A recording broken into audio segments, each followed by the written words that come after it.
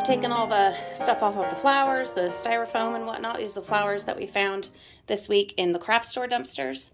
I've also gotten a lot of other stuff put away, figuring out my ideas for these. I don't know. You'll see what we come up with. But I wanted to talk about a couple other fun ideas that you might not have thought of when you find styrofoam coolers in the bin, or you have some that you're done with for the year. There are other options, things that you can do with them. This could easily be made into a planter where you are then using the styrofoam and flowers and things that you have found in the bins.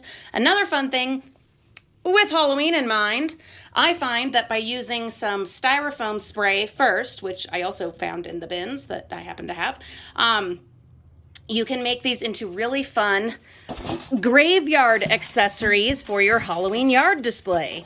Yeah, really fun.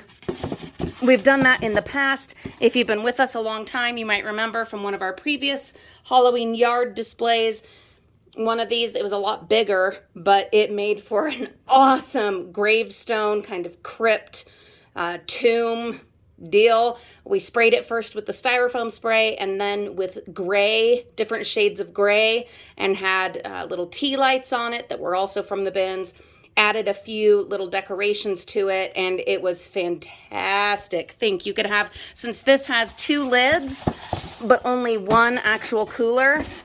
Okay, get your imaginations going. Put on those thinking caps and picture this in your mind's eye, right? With the different gray tones and a couple of accessories to it. Little, I don't know, we have some crosses that were from like a broken frame, different stuff like that. This could be a fabulous little gravestone thing, addition to your Halloween spooky graveyard yard display. So keep those things in mind. There is potential in everything if you're just willing to step outside the box and get creative. Especially when it comes to Halloween, you can do almost anything. All of these flowers, I don't think it's what we'll necessarily do with them, but think how spooky some of this aloe could be, and these other bits of fronds with just some black or gray spray paint.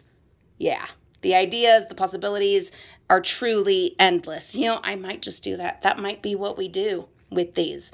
Stay tuned. Of course, we'll show you what we end up doing. Mimi is loving the new dry erase board from the dollar store bin. The actual marker didn't work. What marker? The marker that it came with. Yeah, the marker it came with didn't work, but the eraser on it works fine. And then she also is using that mess of yarn to practice her braiding skills while we figure out what else we're going to do with it. And not only that, she's got all the markers, well, not all the markers, but some of the dry erase markers. The only ones I could find. That were from public school dumpster diving. Olivia tested all the markers for us, and Mimi was just waiting for a dry erase. So, are you sure that was a dry erase and not a wet erase? Yeah. I don't know, because that eraser's not really working on it. X02. It might be a wet erase. Dry erase.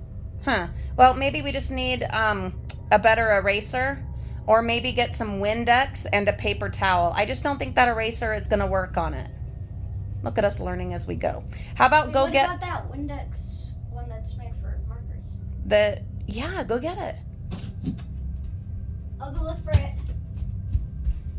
While she's doing that, I'm watching Matt Kors. He is my stock trading guru, though he always makes sure that we understand he is not giving it financial advice, but he is wonderful. Highly recommend if you're going to get into stock trading, Matt Kors. It's there in the crafting center somewhere, but if you can't find that, then just get Windex, which is also from the bins, and some paper towels, and that will do the job.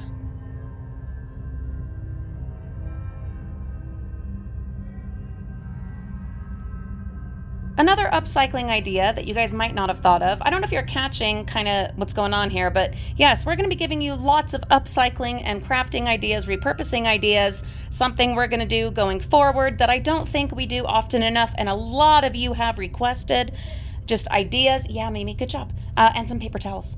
You guys have been requesting, what do we do with this or what do we do with that? Give us some ideas. Well, that's what I'm here for, frugal friends, because I am one that loves thinking outside of the box.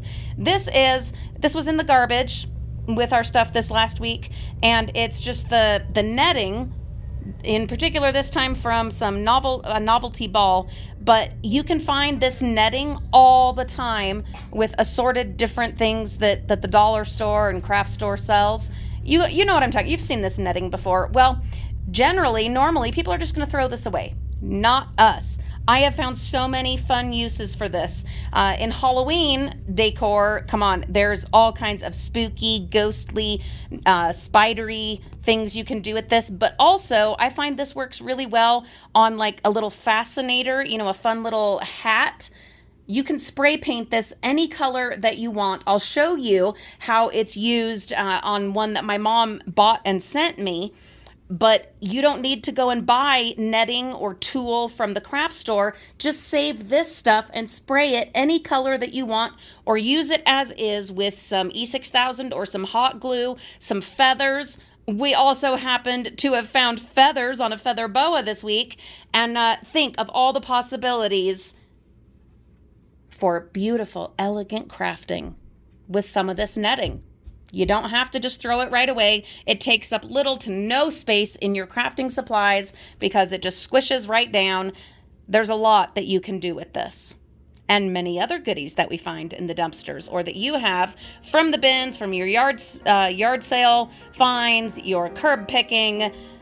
Give me your ideas, frugal friends, of what you could do with this kind of netting or things you have done with it in the past. Tell us in the comments.